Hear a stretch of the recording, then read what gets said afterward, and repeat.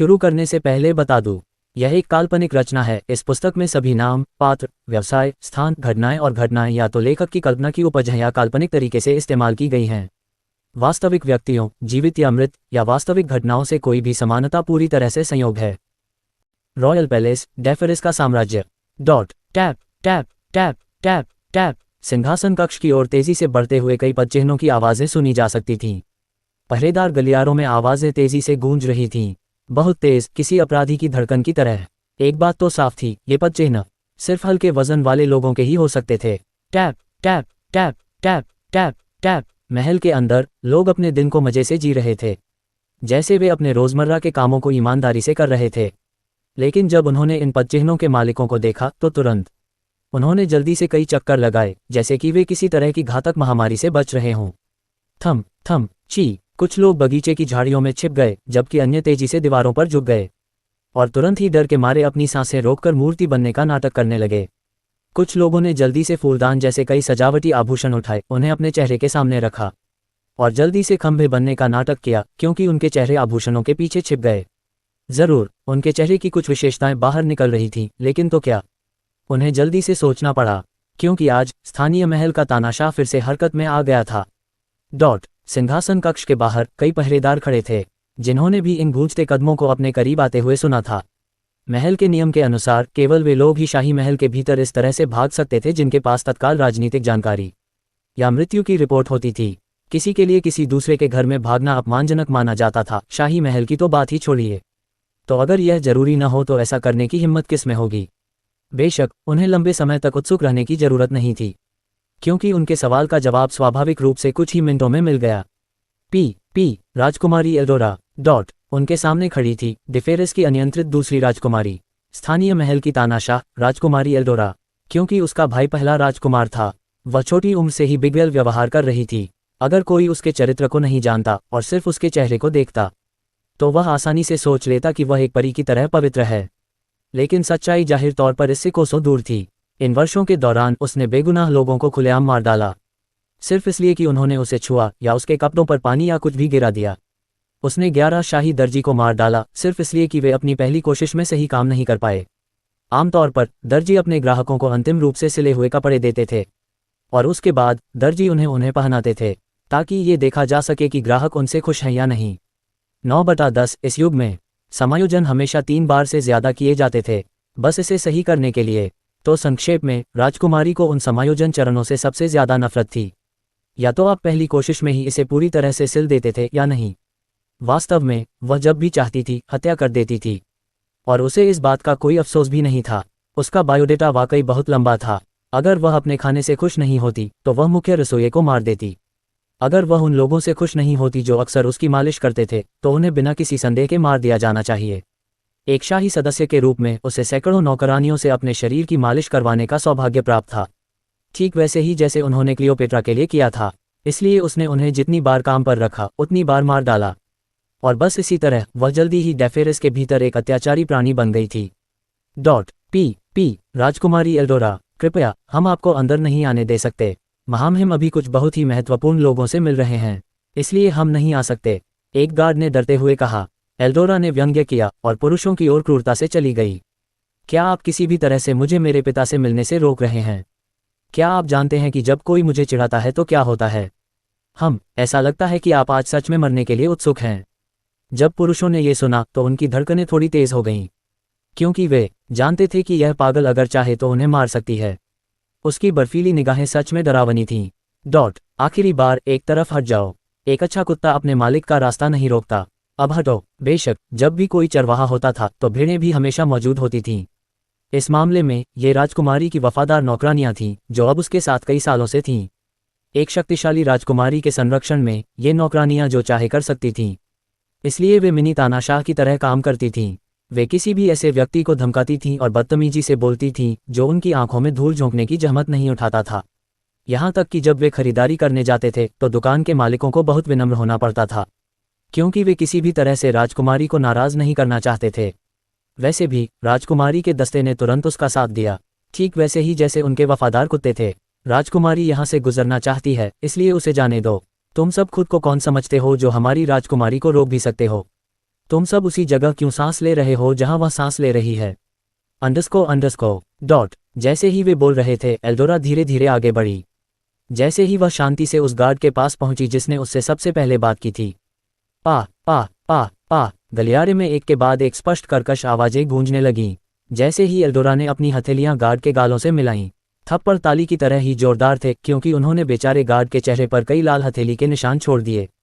शांति, पा पा पा पा। एल्डोराडो ने बिना रुके या बिना कुछ बोले पूरे 2 मिनट तक उसके दोनों गालों पर थप्पड़ मारे, और जितना ज्यादा उसने थप्पड़ मारे, गार्ड की आंखें उतनी ही ज्यादा गुस्से से जल उठीं।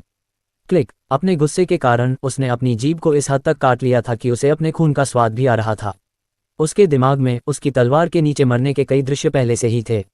बार बार काश वह एक शाही सदस्य होता तो वह इस घमंडी बदमाश को उसके जीवन का सबक सिखा देता। कितना घिनौना। एल्डोरा ने उसकी ओर देखा और मुस्कुराए। मुझे पता है कि तुम अभी मुझसे नफरत करते हो, लेकिन तो क्या, जैसा कि मैंने कहा, तुम सिर्फ एक कमजोर, तुच्छ और मूर्ख कुत्ते हो जिसकी देखभाल मेरे शाही परिवार ने करने की कोशिश की है। तो तुम कौन होते हो मुझे कहीं जाने से रोकने वाले? हटो। तुरंत सभी ने उसे जाने दिया, यहाँ तक कि जिस गार्ड को थप्पड़ मारा गया था उसके पास भी ऐसा करने के अलावा कोई विकल्प नहीं था। बम। बहुत जल्दी विशाल सुनहरे रंग का दरवाजा बलपूर्वक खोला गया था। वो, पिताजी, मैं इसकी अनुमति नहीं दूंगा। राजा सीरियस, वह मेरा है। वाह पिताजी, मैं इसकी अनुमति नहीं दूंगा। राजा सीरियस, वह मेरा है। शांति। सिंहासन कक्ष में मौजूद सभी लोग क्षण भर के लिए स्तब्ध रह गए, क्योंकि उन्होंने एल्डोरा को धीरे धीरे उनके पास आते देखा। सच में, कुछ मंत्री विनाश लाने वाली इस छोटी सी लड़की से बेहद डरे हुए थे, लेकिन जिस बात ने उन्हें सबसे ज्यादा हैरान किया वह थी उसकी अविश्वसनीय अभिनय क्षमता। शाबाश, वे महामहिम के प्रति उसके कमजोर प्रदर्शन के लिए लगभग ताली बजाना चाहते थे। अपनी इस अनियंत्रित बेटी को देखकर राजा जूलियस इतने क्रोधित हुए कि उन्हें लगभग खून की खांसी आ गई। बाहर निकलो। उसने अपने मंत्रियों के सामने उसे शर्मिंदा करने की हिम्मत कैसे की? क्या वह बस उसका चेहरा यहाँ नहीं फेंक रही थी? ऐसा लग रहा था कि उसने उसे बहुत बिगाड़ दिया था, इसलिए वह ऐसा कुछ नहीं कर सकती थी। जब उसने अपने मंत्रियों की प्रतिक्रियाओं को देखा अपनी बेटी को देखकर, वह ये सोचने से खुद को नहीं रोक पाया कि असली वह कौन थी। ये जानना चाहिए कि अपने पिता के सामने एल्डोरा हमेशा एक कमजोर मेमने की तरह व्यवहार करती थी, लेकिन एक बार जब उसके पिता चले गए तो उसे किसी और के सामने अपना असली रूप दिखाने की परवाह नहीं थी। जूलियस ने अपने गुप्त रक्षकों और यहाँ तक कि अपने मंत्रियों से भी रिपोर्ट सुनी थी, लेकिन जब भी वह दिखाई देती तो वह एक घायल खरगोश की तरह व्यवहार करती, जिसे भेड़ियों से भरी मांद में छोड़ दिया गया हो। इसलिए जब भी उसकी बात आती तो वह कभी किसी निष्कर्ष पर नहीं पहुंच पाता। उसे किस पर विश्वास करना चाहिए, अपने खून पर या बाहरी लोगों पर? जहां तक एल्डोरा की बात है, उसके पिता स्पष्ट रूप से प्रभारी व्यक्ति थे, तो वह ऐसा कुछ क्यों करेगी जिससे उसे अपना सबसे शक्तिशाली समर्थक खोना पड़े? यहाँ अपना असली रूप दिखाना निश्चित रूप से कोई विकल्प नहीं था। मैंने कहा बाहर निकलो, जूलियस चिल्लाया, और तुरंत एल्डोरा जल्दी से अपने पिता के पास भागी, जमीन पर गिर पड़ी और असहाय होकर उनके पैरों को गले लगाने लगी। वाह, मुझे खेद है पिताजी, लेकिन अगर आप मेरे लिए इस मुद्दे को हल नहीं करते हैं तो मैं वास्तव में आत्महत्या करने की धमकी दे सकती हूँ, एल्डोरा ने कहा, जैसे उसने अपनी बड़ी तरबूज जैसी आंखों से नकली आंसू निकाले।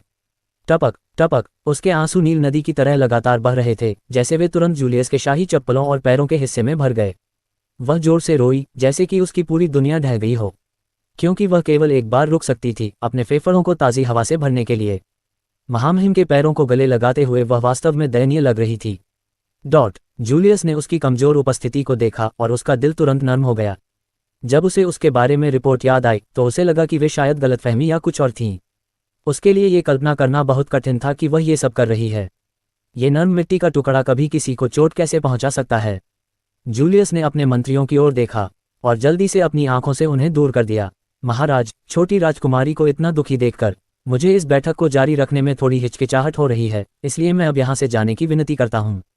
महाराज, मुझे भी। राजकुमारी को इस तरह देखकर इस बूढ़े आदमी का दिल टूट जाता है। एक एक करके सभी मंत्री चले गए। अपने राजा को दिल से बहाने देने के बाद वे अब चले गए हैं। तो बताओ, किसने तुम्हें झूठा साबित किया? तुम क्यों रो रहे हो? सिंहासन कक्ष के भीतर खड़े पहरेदारों ने चुपके से अपनी आंखें घुमाईं, क्योंकि वे पिता पुत्री की जोड़ी को ध्यान से सुन रहे थे।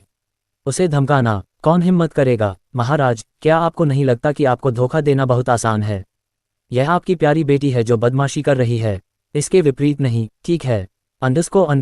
पिताजी, मैं राजा सीरियस से शादी करना चाहती हूँ, एल्डोरा ने दयनीय ढंग से कहा। क्यों? क्या आपने सालों पहले उनकी दुल्हन बनने के विचार को अस्वीकार नहीं किया? आपको ये जानना चाहिए कि कई साल पहले डेफेरस और योदान ने आखिरकार अपनी लंबे समय से चली आ रही दुश्मनी को दफना दिया था। उस समय राजा मैक्लेन ने शांति के लिए बातचीत करने के लिए डेफेरस के पास कई आधिकारिक दूत भेजे थे, और उनकी शांति संधि के अंत में साम्राज्य ने दोनों साम्राज्यों की राजकुमारियों को एक दूसरे से शादी करने की पेशकश की थी। बेशक चूंकि मैक्लेन ने केवल अपने पहले 5 बेटों को ही इसके योग्य माना था, जूलियस की पहली 5 बेटियों को भी राजकुमारों में से किसी एक को चुनना था। इसी तरह योदान की राजकुमारियों को भी डेफेरस से राजकुमारों का चयन करना था। अब उस समय सभी राजकुमारियों ने योदान के 5वें राजकुमार को त्याग दिया था। चौथी राजकुमारी को छोड़कर सभी जो उस पर दया करती है और उसके बजाय उसके साथ रहना पसंद करती है। उसकी चौथी बेटी हमेशा से ही शांत स्वभाव की और कोमल हृदय वाली थी, इसलिए जाहिर है उसे इस राजकुमार सिरियस के लिए बुरा लगा। इन वर्षों में सभी राजकुमारियां और राजकुमार दोनों साम्राज्यों का दौरा करते रहे थे ताकि एक दूसरे को बेहतर तरीके से जान सकें। इस 5वें राजकुमार को छोड़कर बाकी सभी ने अपने साथियों को खुद को दिखाया था, इसलिए कोई नहीं जानता था कि 5वां राजकुमार वास्तव में कैसा दिखता था। कुछ लोगों को लगता था कि उसके शरीर पर मस्से हैं और दूसरों को लगता था कि वह बदसूरत है, लेकिन कुल मिलाकर हर कोई हमेशा डेफेरस की चौथी राजकुमारी पर हंसता था क्योंकि उसकी सगाई एक भूत से हुई थी। लेकिन जो बात उन्हें नहीं पता थी वह ये थी कि जब भी मैक्लेन ने डेफेरस के लिए विशेष दूत भेजे तो सिरियस हमेशा उनके बीच होता था। वह इन महिलाओं के असली चरित्र को जानना चाहता था, इसलिए उसे गुप्त रूप से जाना पड़ा और उन्हें देखना पड़ा कि वे वास्तव में क्या थीं। और सच में उसने चुपचाप चौथी राजकुमारी को स्वीकार कर लिया था।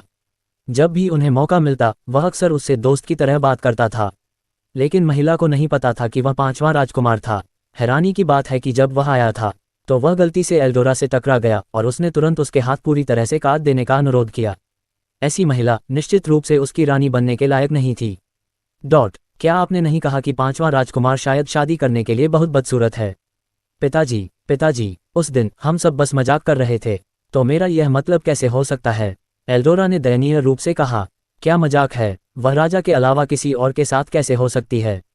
पहले उसने सोचा था कि वह जीतने वाली टीम में शामिल होगी, लेकिन कौन जानता था कि उसका मंगेतर उस समय का राजकुमार इतना बेकार था। अपने पिता को मनाने में इतनी मुश्किल क्या थी?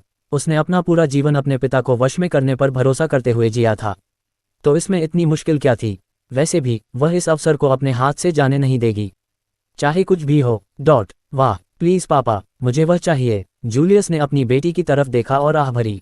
उसे अपनी दुल्हन को लेने के लिए 1 महीने के अंदर आ जाना चाहिए। तो अगर तुम उसे समझा सकती हो कि तुम बेहतर विकल्प हो तो मुझे इसमें कोई समस्या नहीं दिखती। ये सुनकर एल्डोरा की आंखें तुरंत चमक उठीं। सौभाग्य से ये राजा सिरियस पहले कभी यहाँ नहीं आया था, इसलिए उसके लिए अपनी उस बेकार बहन के लिए भावनाएं रखना असंभव था। यह अच्छा था, अगर वह उसे बहका सकती और मना सकती तो वह योदान की रानी होती। साथ ही उसके दिमाग में वह अपनी चौथी बहन से कहीं ज्यादा सुंदर थी, तो यह मिशन निश्चित रूप से आसान था। जहां तक जिलियस का सवाल है, उसने सोचा कि चूंकि उसकी चौथी बेटी ने सिरियस के साथ कोई भावनाएं विकसित नहीं की थीं, तो उनके लिए बदलाव करना निश्चित रूप से संभव था। साथ ही उसकी चौथी बेटी शांत थी और ऐसा लगता था कि उसे इस बात की परवाह नहीं थी कि वह आखिरकार के साथी के साथ बस गई, इसलिए उसे इसमें कुछ भी गलत नहीं लगा। बेशक अगर यह उल्टा होता और उसकी चौथी बेटी ने पहले ही सिरियस के लिए भावनाएं विकसित कर ली होती तो वह एल्डोरा के ऐसे अनुरोध पर कभी सहमत नहीं होता। आखिरकार वह अपने सभी बच्चों से प्यार करता था, इसलिए वह जानबूझकर उनमें से किसी को भी चोट नहीं पहुंचाएगा, चाहे कुछ भी हो। मुआ, एल्डोरा ने उत्साह में अपने पिता के जबड़े पर जल्दी से चोंच मारी। धन्यवाद पिताजी, आपको इसका पछतावा नहीं होगा। खुशी, रानी बनने की अपनी अंतहीन कल्पनाओं में डूबी खुश एल्डोरा के अलावा कई अन्य लोग भी उत्साहित थे। आखिरकार समय आ गया था। कल महामहिम लैंडन बान का राज्याभिषेक दिवस था। सूरज आसमान में ऊपर बैठा था और अपनी शानदार चमक से दुनिया को रोशन कर रहा था। खुशी के प्रतीक की तरह इसकी गर्मी ने नीचे बैठे लोगों के दिलों को जल्दी से रोशन कर दिया था। सड़कों पर हलचल थी और बेमार्ट के चारों ओर से हंसी की आवाजें सुनी जा सकती थीं। हर कोई उत्साह से उछल रहा था क्योंकि वे मुख्य उत्सव शुरू होने की प्रतीक्षा कर रहे थे। आज उनके राजा का आखिरकार ताज पहनाया जाएगा। आज उनके राजा का राज्याभिषेक दिवस था। इस शानदार दिन पर किसी को भी काम करने की बाध्यता नहीं थी क्योंकि इसे सभी के लिए सार्वजनिक अवकाश माना जाता था। बेशक केवल वे लोग ही काम कर सकते थे जो अस्पतालों में थे, साथ ही वे लोग भी जो शहर की दीवारों और तटीय तटों की रक्षा कर रहे थे। बेमार्ट में लोगों को राजमार्गों के आसपास कई ब्रोशर पढ़ते हुए देखा जा सकता था। इसे सरल शब्दों में कहें तो राज्याभिषेक समारोह एक परेड के साथ शुरू होगा। ये परेड लैंडन के साथ महल से निकलेगी। ऊपरी क्षेत्र के साथ मुख्य राजमार्ग से गुजरेगी और अंत में केंद्रीय क्षेत्र में पहुंचेगी। अब केंद्रीय क्षेत्र के भीतर ये जिला एफ शरणार्थी स्थायी निवासी क्षेत्र में रुकेगी। लैंडन की योजना के अनुसार यदि वे जिला एफ में पहुंचते हैं तो ये जिले के भीतर कई अन्य राजमार्गों से गुजरेगी और ऊपरी क्षेत्र की ओर वापस लौटेगी। वैसे भी ब्रोशर में पूरे जुलूस के दौरान परेड के सटीक समय और स्थान को इंगित किया गया था। इसमें यह भी दिखाया गया था कि परेड महल में कब पहुंचेगी। किसी को पता होना चाहिए कि जब परेड समाप्त होगी तो आधिकारिक तौर पर ताजपोशी का चरण शुरू हो जाएगा। इसलिए यदि कोई परेड देखना या उसका अनुसरण नहीं करना चाहता है तो वे आधिकारिक ताजपोशी समारोह के समय महल की ओर जा सकते हैं। ब्रोशर के साथ सभी को पता होगा कि पूरे कार्यक्रम के दौरान कहाँ जाना है और क्या करना है। जहाँ तक सड़कों पर लोगों की बात है, उन्हें ज़्यादा इंतज़ार नहीं करना पड़ा क्योंकि उनके धैर्य ने आखिरकार जवाब दे दिया था। मम्मी मम्मी देखो। दिन दीदी दीन दीदी दुनदुनदुनन दिन दीदी दीन दीदी दुनदुनदुनन। रास्ता बनाओ राजकुमार लैंडन के लिए, रास्ता बनाओ राजकुमार लैंडन के लिए। गाते हुए अंडरस्को लैंडन इस शानदार अवसर को कैसे छोड़ सकता था। जैस्मीन के महल में अलादीन के प्रवेश से बेहतर कोई प्रवेश नहीं था। ओह डिज्नी, अगर उन्हें पता होता कि उसने उनके विचारों का कैसे उपयोग किया है तो शायद वे उसे देखते ही खून की उल्टी कर देते। वह निश्चित रूप से एक चोर था, लेकिन तो क्या, कौन जानता, उसने गाने के 80% बोलों को संपादित कर दिया था और इसके बजाय ऐसे शब्द डाले थे जो लोगों की यात्रा से संबंधित थे। दीन दीदी दीन दीदी दुनदुनदुनन दीन दीदी दीन दीदी दुनदुनदुनन। परेड का नेतृत्व करने वाली 2 बड़ी परेड फ्लोट थीं जिन पर 30 ड्रमर और 30 गायक थे। इन परेड फ्लोट में टायर थे और वे बहुत बड़े भी थे, ये सुनिश्चित करने के लिए कि सब कुछ सुचारू रूप से हो। लैंडन ने वास्तव में इन ड्रमर और गायकों को शिफ्ट में फिट किया था, इसलिए हर 15 मिनट के बाद वे बदल जाते थे।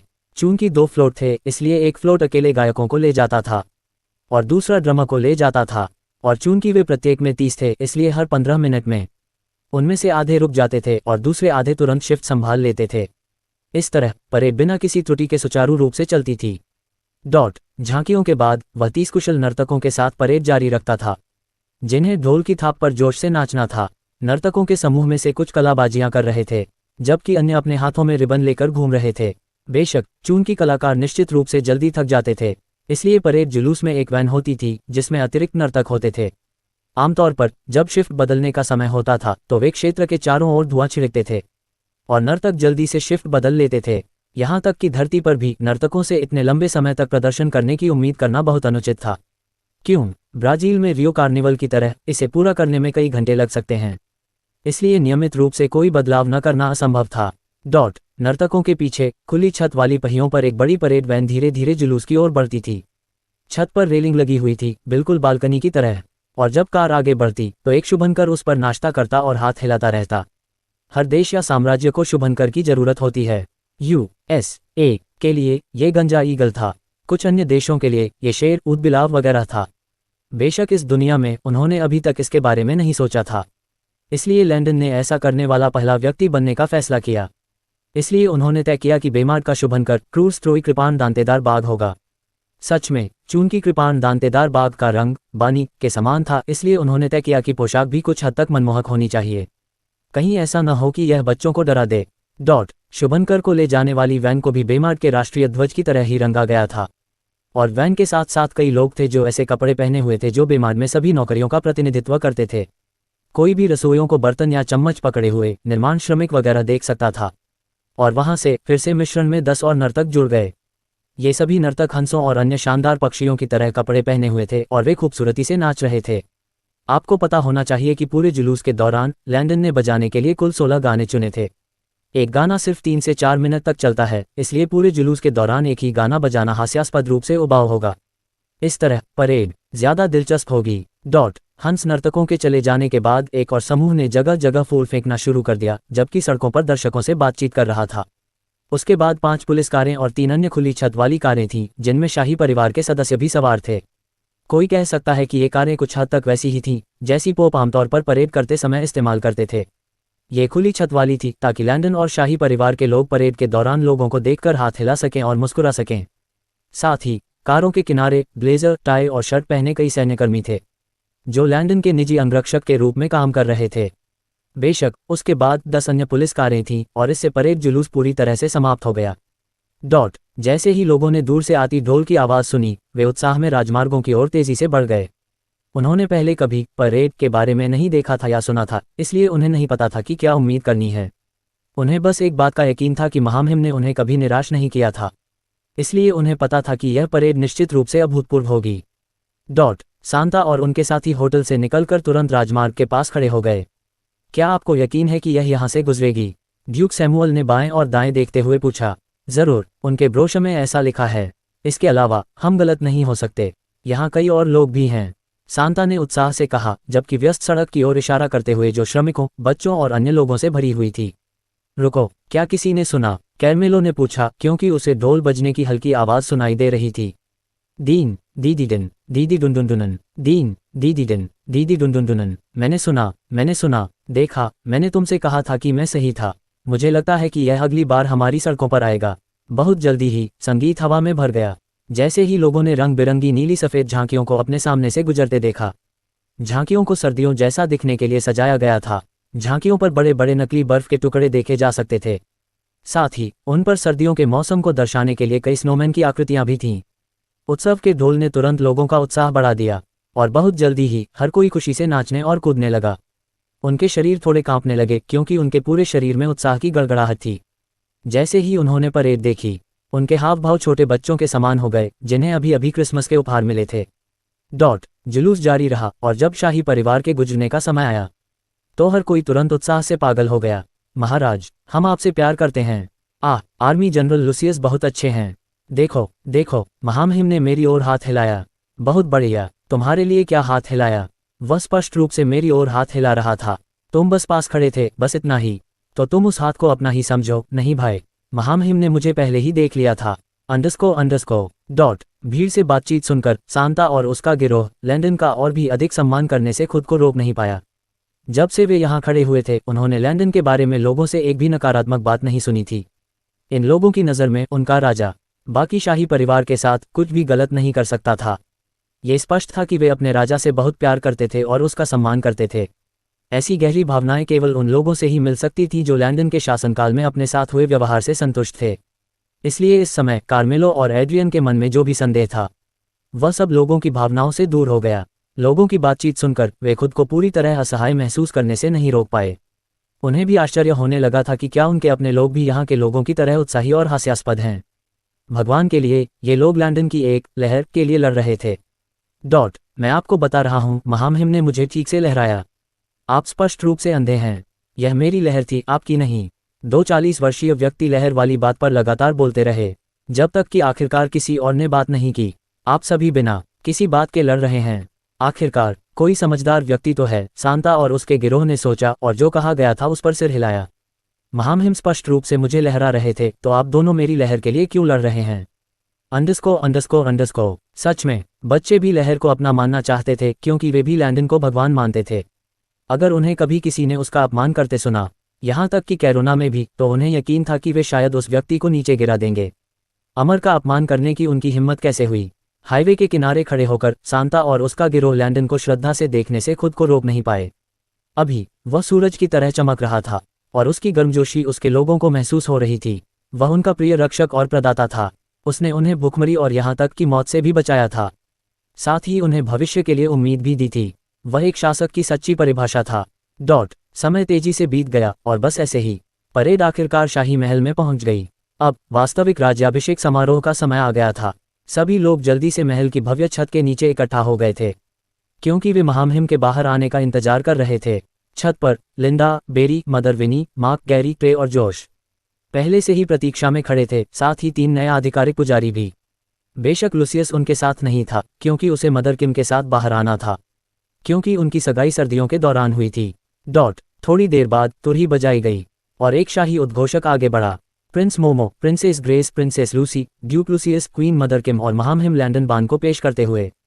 टैप टैप टैप कई गार्ड बाहर आए। उसके बाद राजघराने के लोग, जिस क्रम में उन्हें बुलाया गया था, सम्मानित अतिथि के रूप में सांता और उनके गिरोह को मदर विनी और अन्य लोगों के साथ छत पर खड़े होने का विशेषाधिकार दिया गया था। लैंडन के दिमाग में संधि पर हस्ताक्षर होने के बाद जल्द ही वे सभी एक बड़े परिवार बन जाएंगे, तो उन्हें VIP सीटें मिलने देने में क्या गलत था? छत से देख रहे कैरमेलो, एड्रियन और बैरन हैमिल्टन लैंडन की पोशाक देखकर दंग रह गए। खास तौर पर शानदार लंबा लाल रंग का लबादा, जिसके सिरों को पकड़ने के लिए बटले की जरूरत थी, मानो यह एक लंबा शादी का गाउन हो। सुंदर, उन्होंने सोचा। छत पर कई ऊंची कुर्सियां और मेजें थीं जिन पर कई वस्तुएं रखी हुई थीं। कुर्सियां बहुत ऊंची थीं ताकि जब मेहमान बैठें तो वे नीचे बैठे लोगों को देख सकें, इसलिए ऐसा लगेगा कि वे अभी भी खड़े हैं। आगंतुकों के लिए कुर्सियों तक चढ़ने के लिए कई लकड़ी की सीढ़ियां थीं। सीढ़ियां उन 2 या 3 सीढ़ियों के समान थीं जिनका उपयोग कोई ट्रक पर चढ़ने के लिए कर सकता है। संक्षेप में, लैंडन ने पूरी छत को एक चर्च की तरह बनाया था। बस सब कुछ भीड़ का सामना करते हुए किया जाएगा। शांति। पुजारियों की उपस्थिति के कारण लोग चुप थे। वे नियमित रूप से चर्च जाते थे, इसलिए वे इन पुजारियों को पूरी तरह समझते थे और उनका सम्मान करते थे। यहाँ तक कि सांता और उनका गिरोह भी उनसे पूरी तरह से जुड़ सकता था। वे पहले ही 2 धर्मोपदेशों में शामिल हो चुके थे और कभी कभी चर्च में बताई जा रही कुछ नैतिक कहानियों और पाठों के कारण महिलाएं रो पड़ती थीं। उनकी नज़र में ये पुजारी बहुत आध्यात्मिक लोग थे। समारोह आगे बढ़ा, जिसमें एशियाई, ब्रिटिश, मिस्र और कई अन्य राज्याभिषेक संस्कृतियों का मिश्रण था जो पृथ्वी पर मौजूद थे। लैंडन बेमार के लिए एक अनूठा समारोह बनाना चाहता था क्योंकि यह अबरकार्डिना का हिस्सा नहीं था। महाराज, कृपया मंच पर कदम रखें और घुटने टेकें, मंच पर पहले से ही खड़े एक पुजारी ने कहा। उन्होंने एक ऊंचा मंच बनाया था ताकि जब वह घुटने टेके तो नीचे बैठे सभी लोग उसे देख सकें। लैंडन ने अपना भव्य लबादा उतार दिया, जल्दी से शांति से ऊपर चढ़ा और घुटने टेक दिए। बहुत जल्दी तीनों पुजारी उसके चारों ओर इकट्ठे हो गए, 2 तौलिए, पानी की एक बाल्टी और लाल रंग के मिश्रण की एक बाल्टी पकड़े हुए। पुजारियों में से एक ने कागज पर कुछ पढ़ा, जबकि अन्य 2 ने लैंडन पर कई क्रियाएं की। वहां से उन्होंने लैंडन पर सवालों की बौछार शुरू कर दी। महाराज, कृपया अपने लोगों को देखें, उनमें से हर एक को अच्छी तरह से देखें। ये आपके लोग और आपका परिवार हैं। क्या आप राजा के रूप में अपने शासनकाल के दौरान उन सभी की रक्षा करने की शपथ लेते हैं? मैं शपथ लेता हूँ। क्या आप अपना सब कुछ देने और कभी भ्रष्ट न होने की शपथ लेते हैं? मैं शपथ लेता हूँ। अच्छा महाराज, कृपया अपना सिर नीचे करें। श्वा, ये लाल पानी जो आपके चेहरे को धोता था आपके लोगों के खून का प्रतीक है और सालों से रोता आ रहा है। धोने के बाद उन्होंने जल्दी से उसके चेहरे को साफ करने के लिए साफ पानी का इस्तेमाल किया और उसे तौलिए से पोंछकर सुखाया। उन्होंने उस पर कई अन्य महत्वपूर्ण अनुष्ठान करना जारी रखा और जब वे समाप्त हो गए तो लैंडन घुटने टेकना जारी रखा, जब तक कि पुजारी उसका मुकुट, छड़ी और लबादा लेकर नहीं आए। इस समारोह के लिए लैंडन ने अभी के लिए लैंडन बान नाम रखने का फैसला किया था, क्योंकि अगर उसने अपना नाम बदलकर लैंडन ओब्ले रख लिया तो नोपलाइन उसे अनुमान से पहले ही पा सकती थी।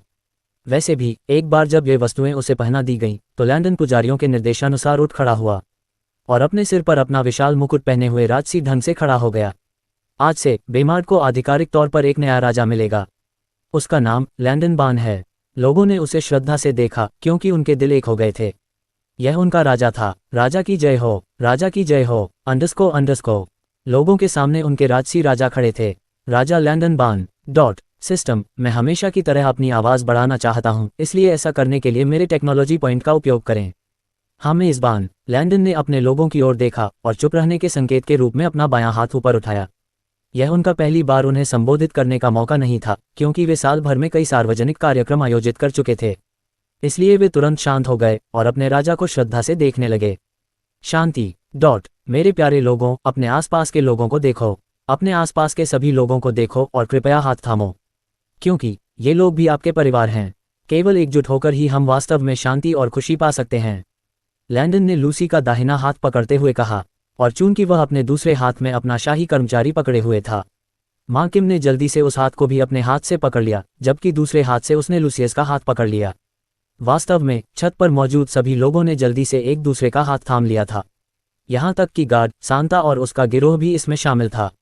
बेशक उद्घोषक हाथ नहीं पकड़ सकता था क्योंकि उसे मेगाफोन को लैंडन के मुंह की ओर रखना था, लेकिन फिर भी माँ किम, जिसने शुरू में अपना हाथ लैंडन के हाथ के ऊपर रखा था, जल्दी से उसे हटा दिया और उद्घोषक के हाथों पर रख दिया, जबकि वह मेगाफोन को पकड़े हुए था। उद्घोषक चौंक गया और जल्दी से भावनात्मक रूप से उसे वापस मुस्कुराया। हम एक हैं, यही वह संदेश था जो उसे अवचेतन रूप से इससे मिला था।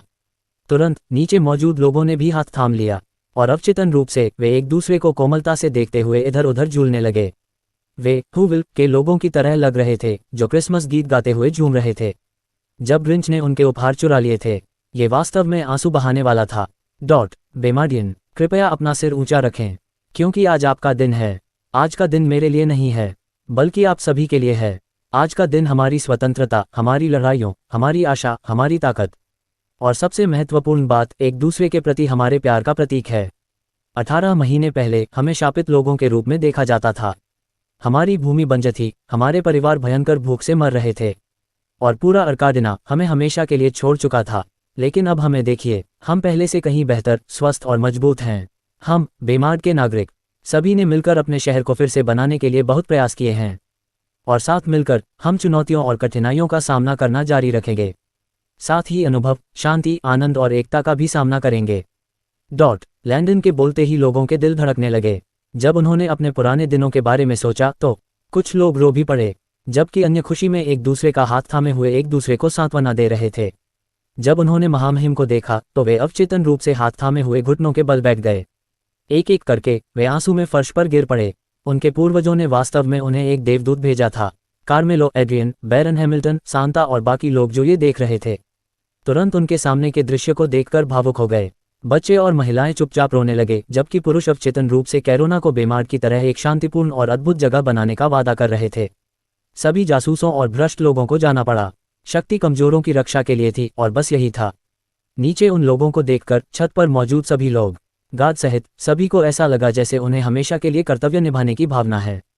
जैसा कि महामहिम लैंडन ने हमेशा कहा था, बड़ी शक्ति के साथ बड़ी जिम्मेदारी आती है। लैंडन ने अपने लोगों को देखा और वह भी भावुक हो गया। बेमार्डियन, हमारे विश्वास और कड़ी मेहनत की वजह से हम सभी एक बेहतर कल के लिए लड़ने में सक्षम हैं, न केवल अपने लिए बल्कि अपने बच्चों के लिए भी। इसलिए आज का दिन हमारे आधिकारिक स्वतंत्रता दिवस का भी प्रतिनिधित्व करेगा। ये दिन इस अवधि के दौरान बेमार्ड में जो कुछ भी हासिल हुआ है उसकी याद दिलाता है। इसलिए आज के दिन से बेमार्ड अब एक शहर नहीं रहेगा, यह एक साम्राज्य बन जाएगा। लैंडन के बोलते ही लोग उत्साह से कांपने लगे। चूंकि अर्काडिना खुद को उनके साथ जोड़ना नहीं चाहती थी, तो उन्हें इस जगह की चिंता क्यों करनी चाहिए। मेरे बेमार्डियन, मैंने जो कसम खाई है और वादा किया है उसे मैं जरूर पूरा करूंगा जब तक मेरी सांस चलती रहेगी। इसलिए किसी को यह मत कहने दीजिए कि यह नहीं हो सकता। कोई भी चुनौती बेमार्ड के दिल और लड़ने की भावना से मेल नहीं खा सकती। आपकी आवाज़ें, आपकी उम्मीदें और आपके सपने कल के बेमार्ड को परिभाषित करेंगे। हम नए सहयोगी बनाएंगे, साथ ही उसकी अंधेरी ठंडी दुनिया में शांति और प्रेम का प्रकाश स्तंभ बनेंगे। यह एक नया युग है जिसके लिए बेमार्ड रात के आसमान में सितारों की तरह चमकेगा। आपके राजा के रूप में मैं अपने शरीर की हर सांस के साथ आपके लिए लड़ूंगा और मैं आपको कभी निराश नहीं करूंगा। तो मेरे बेमार्डियन, कृपया उठो और दृढ़ रहो, क्योंकि मेरा मानना है कि हम असफल नहीं होंगे और हमारा साम्राज्य अनंत काल तक फलता फूलता रहेगा। लैंडन ने कहा, जैसा कि उसने बहुत जोश और गर्व के साथ कहा। लोग तुरंत जमीन से उठ खड़े हुए और जोश से जयकारे लगाने लगे। राजा अमर रहे, राजा अमर रहे, राजा अमर रहे, __। लैंडन ने उनकी ओर देखा और संतुष्टि में सिर हिलाया। ऐसा लग रहा था कि उन्हें संदेश मिल गया है। बेशक उसने इस भाषण को बनाने के लिए धरती पर बहुत सारे शक्तिशाली भाषणों को मिला दिया था। राजा होने के नाते बहुत ज्यादा भाषण देने पड़ते हैं, जो हर बार करना बहुत थका देने वाला था। जिस बात ने उसे सबसे ज्यादा चिंतित किया वह कैरोना के लोग थे। क्या वे बाद में उसके संधि सौदे को स्वीकार करने के लिए पर्याप्त रूप से आश्वस्त होंगे? लेकिन निश्चित रूप से वह स्पष्ट रूप से व्यर्थ चिंता कर रहा था। सांता और उसका गिरोह उसे गहरे सम्मान के साथ देख रहे थे, क्योंकि वे भी उसके भाषण से सभी लोग बहुत प्रभावित हुए। ऐसा व्यक्ति वास्तव में राजा बनने के योग्य था। कार्मेलो और एड्रियन ने तुरंत एक दूसरे को समझकर देखा। चाहे जो भी हो, उन्हें बेमार्ड के साथ सहयोगी बनना ही था। और जबकि बेमार्ड के लोग उत्सव की गतिविधियों में गहराई से डूबे हुए थे, दूसरों की भी अपनी विशेष गतिविधियां थीं। लेकिन उत्सव के मूड में होने के बजाय उनकी अपनी स्थिति कुछ हद तक यातना में होने जैसी थी। साइलाइन सिटी, अर्काडिना। 9 दिन। यही वह समय था जब कॉनर, जेम्स और उनके आदमियों को मिस्टर डेथ ने चूहों से भरी कालकोठरी में बंद कर दिया था। यहाँ उनके शाही परिधान और शूरवीरों के कपड़े पूरी तरह से उतार दिए गए थे और अब वे सभी कोठरियों के भीतर किसानी पोशाक पहने हुए थे। बेशक इन दिनों में उनका नाश्ता रोटी से बना था, जिसे गंदगी पर फेंक दिया गया था और पानी में भिगो दिया गया था, जिससे ये चिपचिपा और घिनौना हो गया था। जहां तक उनके खाने की बात है, मिस्टर डेथ ने उन्हें सादे सफ़ेद चावल और पानी के छोटे हिस्से देने के लिए दयालुता दिखाई थी। बेशक उनके पास दोपहर का भोजन करने की विलासिता नहीं थी। पहरेदारों ने उनसे कहा था कि अगर वे वास्तव में भूखे हैं तो उन्हें उन कालकोठरी के चूहों के सिर काट देने चाहिए और जी भरकर खाना चाहिए। नाश्ते में भीगी हुई रोटी, दोपहर के भोजन में मरे हुए कच्चे चूहे और रात के खाने में सादे चावल का एक छोटा सा हिस्सा होने के कारण पुरुषों को तुरंत एहसास हुआ कि वे जो कुछ भी खा रहे हैं उसमें वे बहुत ज्यादा चूजी नहीं हो सकते। इसलिए उनके पास भीगी हुई रोटी और मरे हुए चूहे खाने के अलावा कोई विकल्प नहीं था। यहाँ तक कि पानी भी कम था, क्योंकि यह केवल रात के खाने के दौरान दिया जाता था। जाहिर है कि नाश्ते के लिए भीगी हुई रोटी में पानी मौजूद था, और दोपहर के भोजन के दौरान चूहों का खून भी पानी का काम करता था। जब उन्होंने अपने मेनू विकल्पों को देखा तो वे अपने घरों को बहुत याद करने लगे। हम वापस जाना चाहते हैं। अंडरस्को डॉट। बेशक भोजन ही एकमात्र ऐसी चीज नहीं थी जिसकी उन्हें चिंता थी। सीधे शब्दों में कहें तो कोठरियों से गंदगी जैसी बदबू आ रही थी, जिससे उनके लिए खुशी से खाना या ठीक से आराम करना बहुत मुश्किल हो रहा था। जब से वे यहाँ रुके हैं उन्होंने कोठरियों के भीतर बाल्टियों में अपना काम किया है, और अब तक बाल्टियां एक बार भी नहीं बदली या खाली नहीं की गई थीं। मेरा सार यह है, प्रत्येक सेल में 20 लोग थे, साथ ही 10 बाल्टियां भी थीं। इसलिए यह उम्मीद की जा रही थी कि यहाँ रहने की पूरी अवधि के दौरान उन्हें उन्हीं बाल्टियों का इस्तेमाल करना था, जब तक कि मिस्टर डेथ उन्हें मुक्त करने का फैसला न कर लें। तो 9 दिन पहले का मल अभी भी उनके साथ उसी सेल में था। ये बाल्टियों के भीतर था। गार्ड निश्चित रूप से उन्हें भरने के बाद उन्हें बदलने वाले नहीं थे, इसलिए उनके पास प्रतिदिन निकलने वाले मल और मूत्र की मात्रा को नियंत्रित करने के अलावा कोई विकल्प नहीं था। उन्हें अपने काम के दौरान अपने बट को पोंछने के लिए कई रस्सियां और पत्तियां भी दी गई थीं। चीख चीख ज़। चूहे और मक्खियां उनके शरीर के चारों ओर नाचते थे जबकि वे खाते थे, सोते थे और अपना पूरा समय कोठरी में बंद करके बिताते थे। उफ, ये जगह बिल्कुल घिनौनी थी। निस्संदेह निचले स्तर के किसानों या दासों के लिए ऐसा वातावरण उनके लिए बहुत आम था। निश्चित रूप से अगर अभी कोई महामारी होती तो ये लोग निश्चित रूप से इसे एक पल में पकड़ लेते। रहने की स्थितियां वास्तव में घृणित थीं। डॉट। अपनी कोठरी में बैठे हुए जेम्स को लगा कि वह अब से किसी भी क्षण पागल हो जाएगा। वह जोर से रोने के लिए एक कुलीन था, और वह भी एक शाही व्यक्ति, तो उसे पहले कभी ऐसी चरम स्थितियों का सामना कब करना पड़ा था। इसे मिटा दें, उसे पहले कब अपनी गंदगी की बाल्टी नीच शूरवीरों के साथ साझा करनी पड़ी थी। अपने फंसने के दौरान, कई बार उसकी नींद के दौरान वह गलती से खाते या सोते समय मक्खियां निगल लेता था।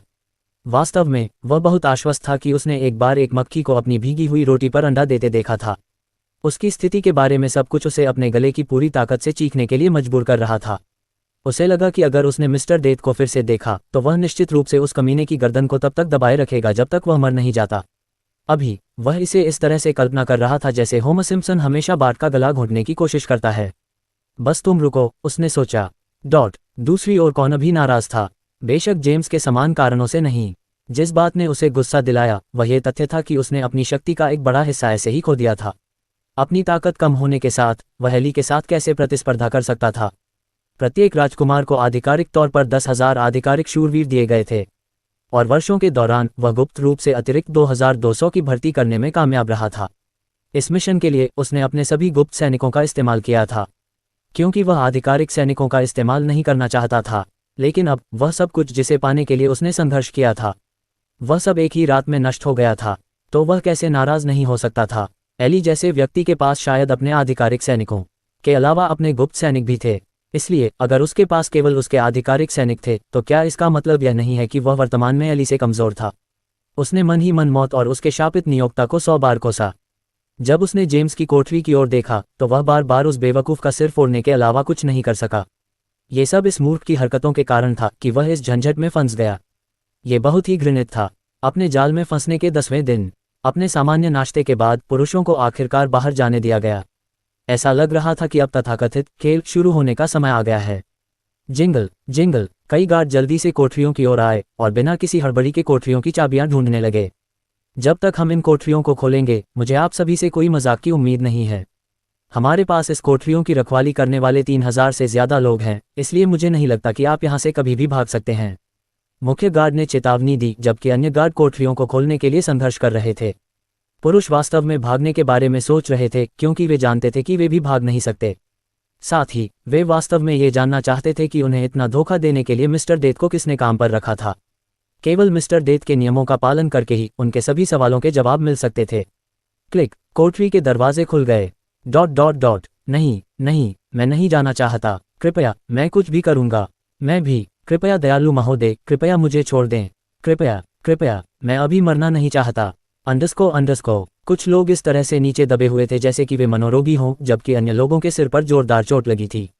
जोरदार चोट से वे तुरंत बेहोश हो गए या मर गए। डॉट। जैसे जैसे आंखों पर पट्टी बांधे लोग आगे बढ़े, उनके चेहरे और अंगों पर तनाव तेजी से बढ़ने लगा, क्योंकि उनके दिमाग में तुरंत हजारों संभावनाएं उभर आईं। वे वास्तव में किस तरह का खेल खेलने जा रहे थे? क्या वे वास्तव में जीत सकते थे? और अगर वे जीत गए तो क्या वह पागल आदमी वास्तव में उन्हें जाने देगा? वे लोग वास्तव में उदास थे, क्योंकि उन्हें नहीं पता था कि अब किस पर विश्वास करना है। अभी उनके पास जोखिम उठाने के अलावा कोई विकल्प नहीं था। जेम्स डर से कांप उठा, जबकि वह पतझड़ में गिरते पत्ते की तरह कांप रहा था। दूसरी ओर भले ही कॉनर सच में डरा हुआ था, उसने जल्दी से अपने कदम गिनना शुरू कर दिया, क्योंकि वह अपने अंधेरे में अपना रास्ता याद रखने की कोशिश कर रहा था। वे लोग काफी देर तक चलते रहे, इससे पहले कि वे अंततः अपने ऊपर से आती कई आवाजें सुन पाते। और एक पल के लिए वे जो सुन रहे थे उससे पूरी तरह अवाक रह गए। तुम कचरे के टुकड़े मरने के लायक हो। बू, उन्हें मार डालो। बू __। तुम कचरे के टुकड़े मरने के लायक हो। बू, उन्हें मार डालो। बू __। बहुत जल्दी जो गार्ड पुरुषों को अंदर ले जा रहे थे, उन्होंने तुरंत अपनी आंखों की पट्टियां हटा लीं और शो के लिए अपने हाथ खोल दिए।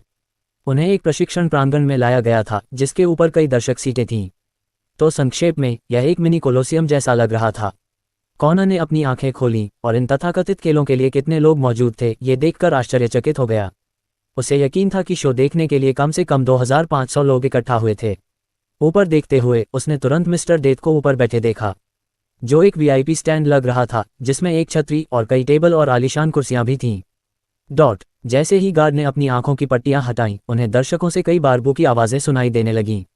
बू। मिस्टर डेथ मुस्कुराए और अपनी सीट से उठे, जिससे दर्शक तुरंत चुप हो गए। शांति। ठीक है, मेरे पास कहने के लिए ज्यादा कुछ नहीं है, बस खेल शुरू करने के अलावा, उसने उत्साह से कहा, क्योंकि वह नीचे अपने नए खिलौनों को देख रहा था। हाँ, दर्शकों ने कहा। __। आंगन में वापस आकर जेम्स, कॉनर और पुरुषों को मैदान के किनारों पर कई बड़े पिंजरों में जल्दी से रखा गया। खेलों के लिए वे छोटे समूहों में या व्यक्तिगत रूप से बाहर जाते थे, इसलिए जब मैदान पर लड़ाई होती थी तो बाकी पुरुषों को पिंजरों में बंद करना पड़ता था, जब तक कि बाहर जाने की उनकी बारी ना आ जाए। बेशक उन लोगों के लिए पिंजरे थे जिन्होंने अभी तक भाग नहीं लिया था, और उन लोगों के लिए भी पिंजरे थे जो जीत गए थे। सभी हारने वालों के लिए उन्हें जल्द से जल्द गोली मारकर मार दिया जाना था। किसने उन्हें कमजोर होने के लिए कहा? साथ ही अगर कोई भी व्यक्ति पीछे हट जाता क्योंकि वे एक ही खेमे के अधीन थे, तो उन दोनों को गोली मार दी जाती। बस मिस्टर डेथ ने खेल के नियमों का उल्लंघन करने वालों को मारने के लिए मैदानों के चारों ओर 200 से ज्यादा तीरंदाजों को रखा था। मार डालो या मारे जाओ, यह उसकी दुनिया थी और यहाँ उसका अंतिम फैसला था। मैदानों पर डेथ ने दांत के तौर पर आंगन के चारों ओर कई घातक वस्तुएं भी रखी थीं। मैदान के चारों ओर 3 फीट ऊंचे लोहे के खंभे थे जिन्हें रणनीतिक तरीके से रखा गया था। साथ ही बाथटब के आकार के छोटे छोटे छेद थे जिनमें सिलाई की सुइयां भरी हुई थीं। 7 फीट ऊंचे खंभे भी थे जिनमें कई नुकीली लोहे की छड़ें थीं जो सभी दिशाओं में फैली हुई थीं। अगर कोई गलती से खंभे तक चला जाता तो निश्चित रूप से कम 3 नुकीली छड़ें एक साथ उसे छेद देतीं। संक्षेप में पूरा मैदान पुरुषों के लिए मौत का जाल बनने के लिए तैयार किया गया था। लोगों को भयानक तरीके से मरते देखना उन चीजों में से एक था जो मौत को सबसे ज्यादा पसंद थी। अरे तुम अब वहां से निकल जाओ, आज तुम्हारा भाग्यशाली दिन है। तुम 35 हमारे लिए शो खोलोगे, अब ये रोमांचक नहीं है, गार्ड ने मजाकिया अंदाज में कहा। चुने गए 35 लोगों में से कौन उनमें से एक था? साथ ही जेम्स की तरफ से 18 अन्य लोग और उसकी तरफ से 16 लोग भी। जैसे ही वह पिंजरे से बाहर निकला, गार्ड ने तुरंत उसे एक चम्मच दिया। उसने असमंजस में उसे देखा। क्या उन्हें उम्मीद थी कि वह ऐसी चीज का इस्तेमाल करके लड़ेगा? दूर हटो तुम कमीने। पुटच। गार्ड ने अभी अभी उसकी पीठ पर लात मारी थी, जिससे वह तुरंत मैदान की ओर बढ़ गया। उसने गुस्से में अपनी मुट्ठी बांध ली, क्योंकि वह इस बात से नाराज था कि कोई बांध को लात मारने की हिम्मत कैसे कर सकता है। उसने पलटकर गार्ड की तरफ देखा, मानो गार्ड की निगाहों पर निशान लगा रहा हो। देर सवेर उसे अपना बदला मिल ही जाएगा। आखिर में वह ही था जिसे आखिरी हंसी मिलेगी। अपने भाई को देखकर जो अभी अपने विनाश की ओर बढ़ रहा था, जेम्स खुद को रोक नहीं पाया और उसका उपहास उड़ाया। उसके मन में उसे यकीन था कि इस लड़ाई के दौरान उसका ये घमंडी भाई जरूर मर जाएगा। आखिरकार कौन से ज्यादा उसके आदमी वहां थे, तो उसका ये भाई कैसे जीत सकता था? जेम्स मुस्कुराया, क्योंकि वह कॉनर की मौत के बारे में कल्पना कर रहा था। इस राउंड के नियम सरल हैं। इस खेल के अंत में हम उम्मीद करते हैं कि केवल 10 विजेता विजयी होंगे। आपका लक्ष्य अपने लक्ष्य की दोनों आंखों को सावधानी से निकालना है। बेशक अगर किसी भी आंख में कोई समस्या है तो आपको गोली मार दी जाएगी। फिर से, अगर आप अपने लक्ष्य से केवल एक आंख ही निकाल पाते हैं तो भी आपको गोली मार दी जाएगी। ये जान लें, आप सभी से यह कार्य 5 मिनट के भीतर पूरा करने की अपेक्षा की जाती है। जहां तक पहले 10 विजेताओं के चयन की बात है, केवल वे ही बचेंगे जो अपनी जीत की रिपोर्ट सबसे पहले करेंगे। अब खेल शुरू हो, एक गार्ड ने चिल्लाया। तुरंत पुरुष केंद्र की ओर दौड़े और जल्दी से यह निर्धारित करना शुरू कर दिया कि उनका लक्ष्य कौन होगा। वे 35 थे और केवल 10 के आगे बढ़ने की उम्मीद थी। इसलिए चाहे वह इसे कैसे भी देखे, अंत में 25 अतिरिक्त लोगों को मरना ही था, चाहे कुछ भी हो। और उन्होंने जो कहा उसके अनुसार भले ही वे इस दौर में 10 लोगों को जाने देंगे, अगर केवल 4 लोग समय सीमा के भीतर दोनों आंखें निकालने में सफल हो गए तो केवल वे 4 ही पूरे 35 में से आगे बढ़ेंगे।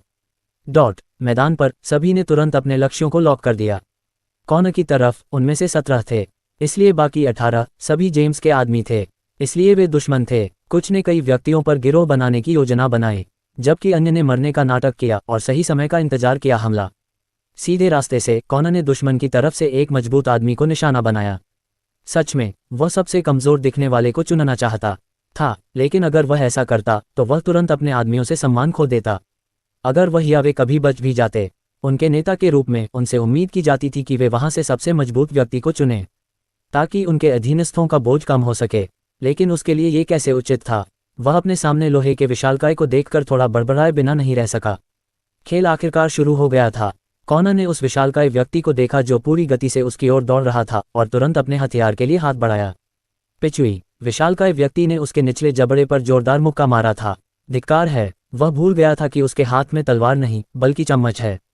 इस समय वह डिज्नी के हरक्यूलिस की तरह मूर्ख था, जो नदी के संरक्षक नीले घोड़े वाला, 2 पैर एक तरफ हटो से लड़ते समय तलवार की तरह मछली थामे हुए था। हो है, विशालकाय व्यक्ति ने तेजी से अपना दाहिना पैर ऊपर उठाया और बलपूर्वक उसे नीचे की ओर फेंका। जैसे ही उसने कॉनर पर कदम रखने की कोशिश की, जो उस पहले मुक्के से जमीन पर गिर गया था। बम विशालकाय व्यक्ति का निशाना चूक गया था क्योंकि कॉनर तेजी से लुढ़क गया, घातक हमले से बचता हुआ। जैसे ही वह लुढ़का, कॉनर का दिमाग तुरंत काम करने लगा। विशाल निश्चित रूप से उससे लंबा, बड़ा और मजबूत था, इसलिए वह अपनी ताकत का इस्तेमाल करके जानवर को परास्त नहीं कर सकता था, और वह निश्चित रूप से ऐसा करने के लिए चम्मच का इस्तेमाल भी कर सकता था। समय बीत रहा था और जल्द ही राउंड खत्म हो जाएगा। कॉनर ने थोड़ी देर इधर उधर देखा और उसकी आंखें तुरंत चमक उठीं। हो आ। विशालकाय ने उसे कई बार मारने की कोशिश की, लेकिन कॉनर ने तेजी से उन्हें चकमा दिया और अपने छोटे छोटे हमले भी किए। हया। कॉनर ने विशाल को उसके पैर के पिछले हिस्से पर, साथ ही विशाल की पीठ पर लात मारी थी, और बहुत जल्दी उसकी योजना आखिरकार गति में आ गई थी। एक बार जब विशाल आसपास के कई खंभों में से एक के काफी करीब पहुंच गया, कॉनर तेजी से उसके पास गया और आगे की ओर कूद गया, दोनों पैरों से विशाल की छाती पर निशाना साधा। विशाल का एक खंभे पर छेद कर दिया गया था। हालांकि उसने कॉनर के सीने के हमले को रोक दिया था, फिर भी उसे थोड़ा पीछे धकेल दिया गया था, और यह धक्का ही था जिसने उसे कॉनर के जाल में फंसा दिया।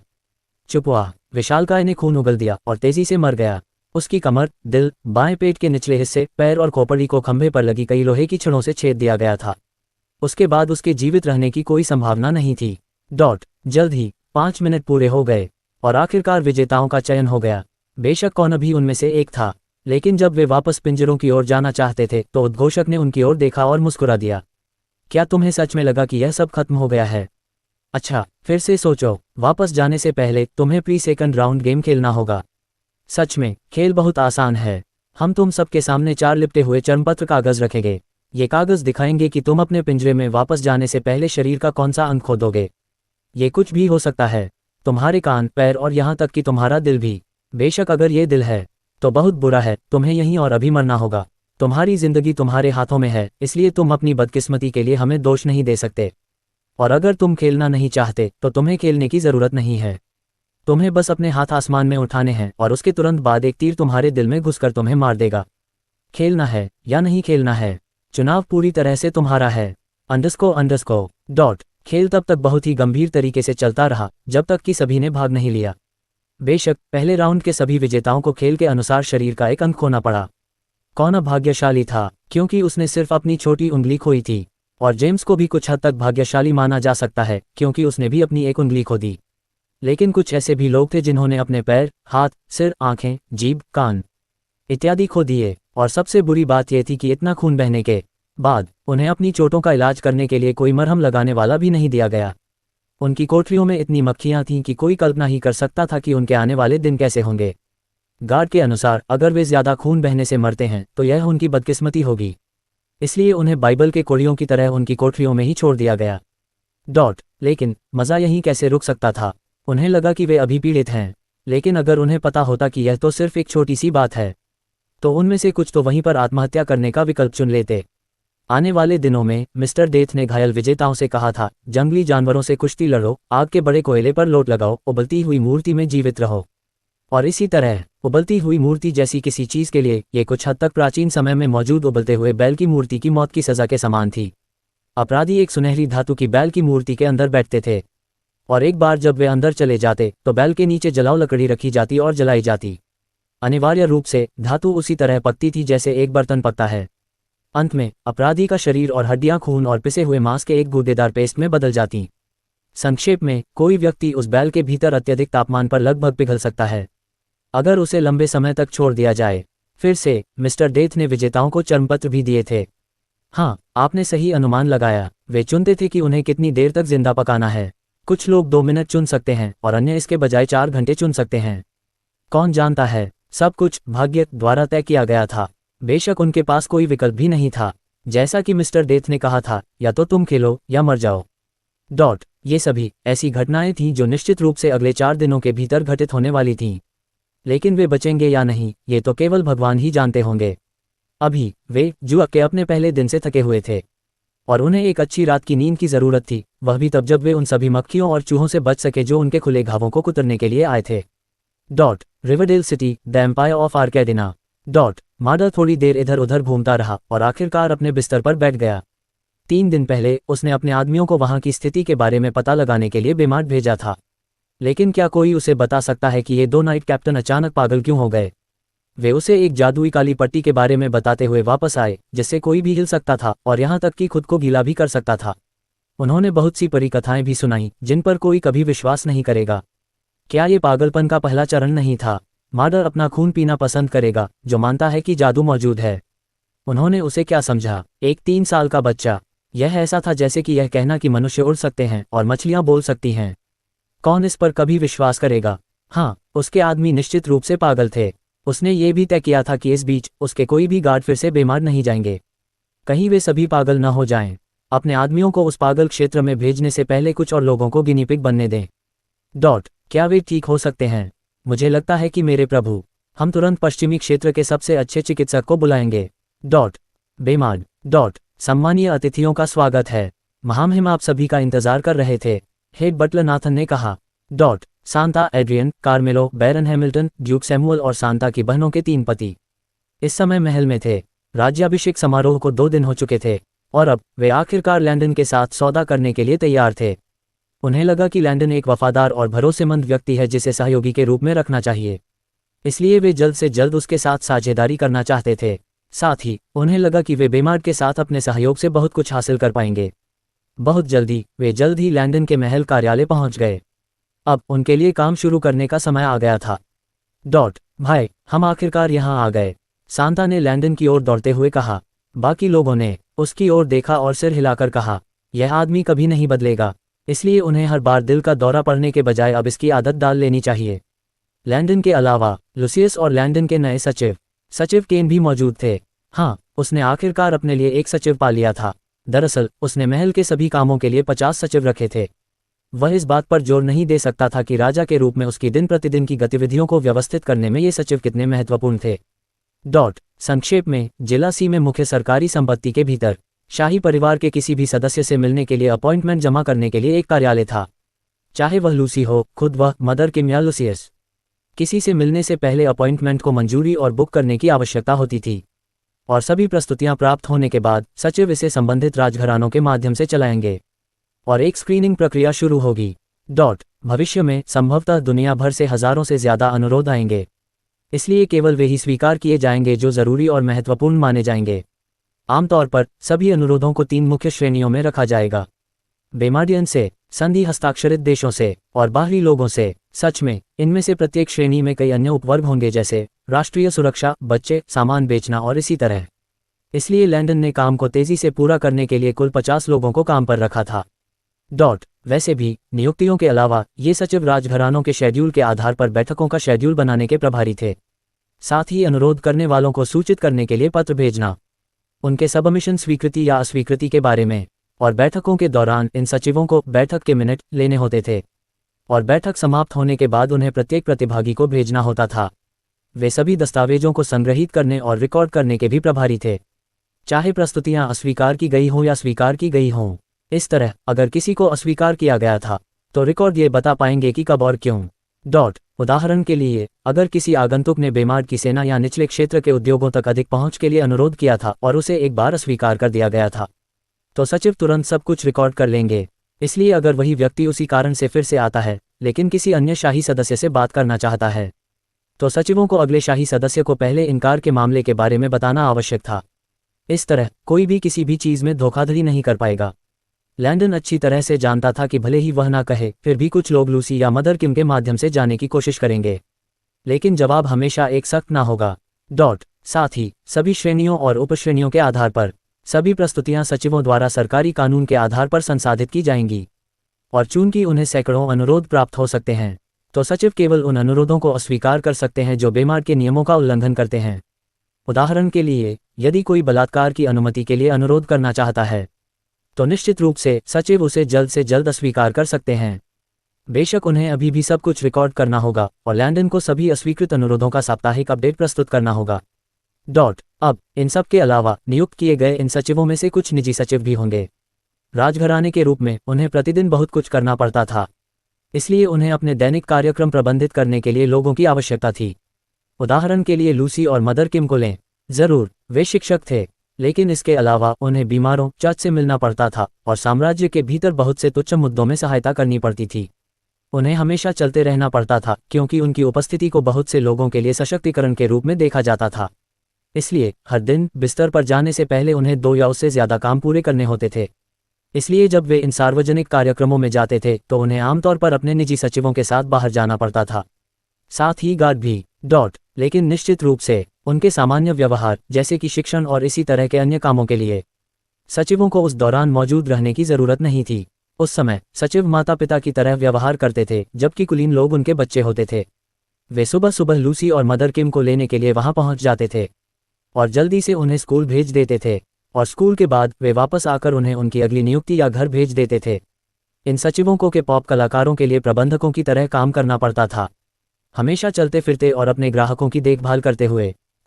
वर्तमान में वापस सचिव केन आज की बैठक के मिनटों को संभालने के प्रभारी थे, ताकि जब वे कार्यालय वापस आएं तो वे वहां मौजूद किसी भी टाइपराइटर से सब कुछ टाइप कर सकें। बेशक वहां से वह सभी प्रतिभागियों को पत्र द्वारा मिन्स भेजेगा। बेमार के डाकघर के माध्यम से परिचय समाप्त होने के बाद केन ने अपनी नोटबुक देखी और तुरंत उन लोगों के नामों पर निशान लगा दिया जो बैठक में आए थे। अब तक कोई भी अनुपस्थित नहीं था। आज से पहले जो भी उपस्थित था उसने कई फॉर्म पर अपने नाम और पते भरे थे, इसलिए उसने पहले से ही सब कुछ तैयार कर लिया था।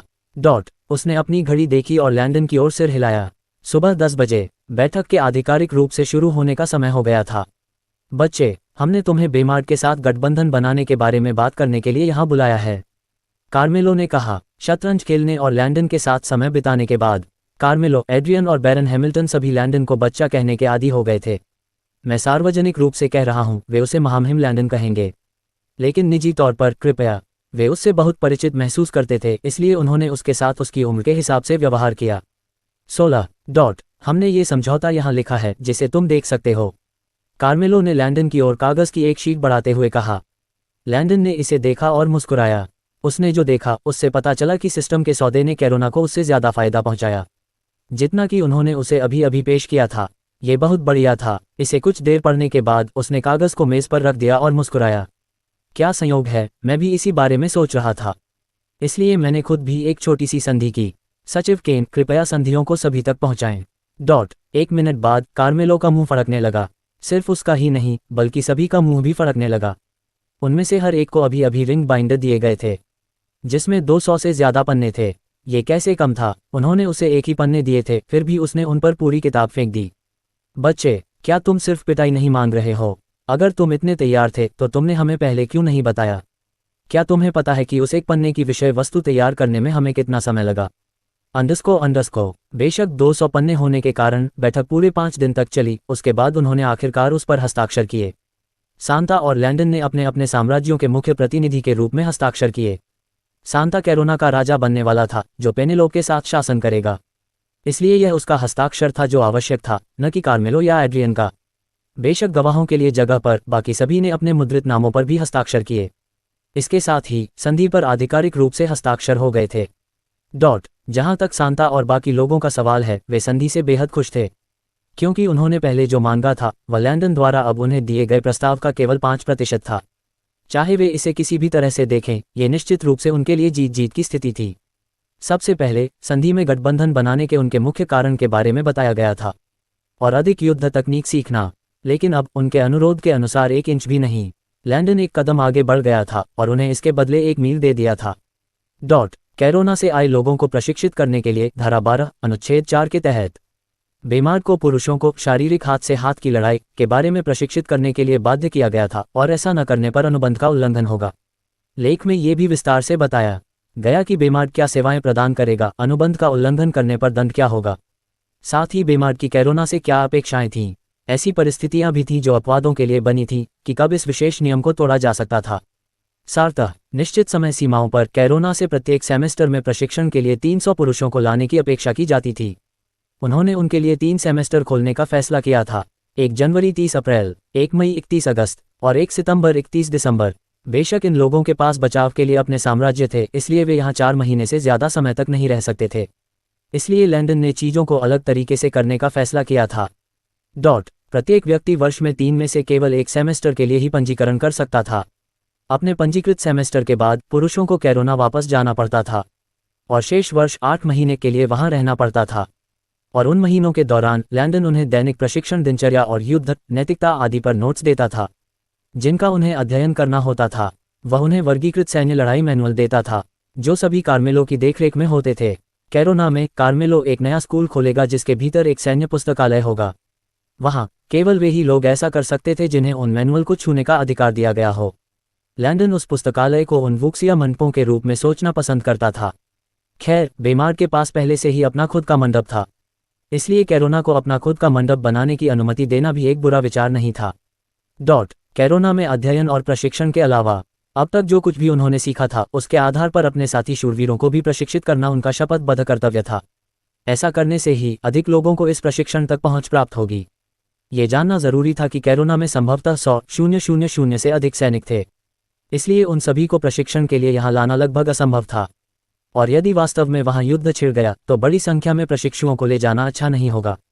देश को अपनी सुरक्षा की आवश्यकता थी, इसलिए हर साल 300 से 5,000 सैनिक काम करने के लिए एक अत्यंत सुरक्षित संख्या थी। अभी के लिए लैंडन छोटे स्तर पर शुरू करेगा, हर साल आने वाले सैनिकों की संख्या बढ़ाने से पहले। वैसे भी लगातार 8 महीनों के प्रशिक्षण के बाद पुरुषों से उम्मीद की जा रही थी कि वे वापस आएंगे और अगले साल के 4 महीने के सेमेस्टर में भी भाग लेंगे। लेकिन उनके आने के पहले हफ्ते में उन्हें अपनी रैंक निर्धारित करने के लिए कई परीक्षाएं देनी होंगी। अगर उन्होंने कड़ी मेहनत से प्रशिक्षण लिया और पढ़ाई की तो उन्हें आसानी से अपनी रैंक बढ़ानी चाहिए। अगर नहीं तो उन्हें सेमेस्टर को फिर से दोहराना होगा। अब पहले साल के लिए लैंडन उन 3 सेमेस्टर में कम से कम 900 सैनिकों को प्रशिक्षित करेगा, और अगले साल ये संख्या दोगुनी होकर 1800 सैनिक हो जाएगी, क्योंकि नए शूरवीर भी इसमें शामिल होंगे। अनिवार्य रूप से लैंडन ने प्रत्येक सैनिक को 4 साल तक लगातार प्रशिक्षित करने पर सहमति जताई थी, और उसके बाद बेमार्ड उन्हें सेमेस्टर के लिए पंजीकृत नहीं करेगा। तब तक वे अपनी स्नातक की डिग्री प्राप्त कर लेंगे और हमेशा के लिए चले जाएंगे। लेकिन निश्चित रूप से वे साधारण सूचीबद्ध सार्जेंट के रूप में स्नातक हुए होंगे, जो अभी भी शीर्ष स्थान से 22 स्थान नीचे थे। वे अभी भी सूचीबद्ध श्रेणी में थे और अभी भी उन्हें वारंट अधिकारी श्रेणी तक पहुंचना था, साथ ही अधिकारी रैंक श्रेणी भी। इसलिए यदि वे अभी भी अपनी रैंक बढ़ाना चाहते थे तो लैंडन उन्हें कैरोना वापस आने पर अध्ययन करने के लिए चीजें देगा। इनमें से कुछ रैंक के लिए 1 से 2 साल तक लगातार सेवा, प्रशिक्षण और अध्ययन की आवश्यकता होती है। इसलिए अध्ययन करने के बाद वे किसी भी समय आधिकारिक रैंकिंग परीक्षा के लिए अनुरोध करने के लिए बेमार्ड वापस आ सकते थे।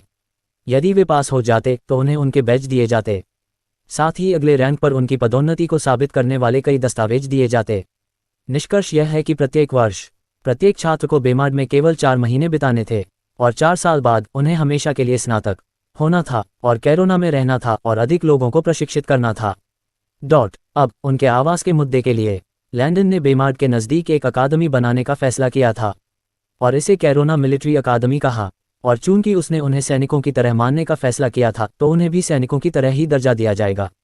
वे नैतिकता, गणित, युद्ध, चट्टान चढ़ने की कक्षाएं लेंगे और अन्य कक्षाएं जिनका गोलियों या बंदूकों से कोई लेना देना नहीं था।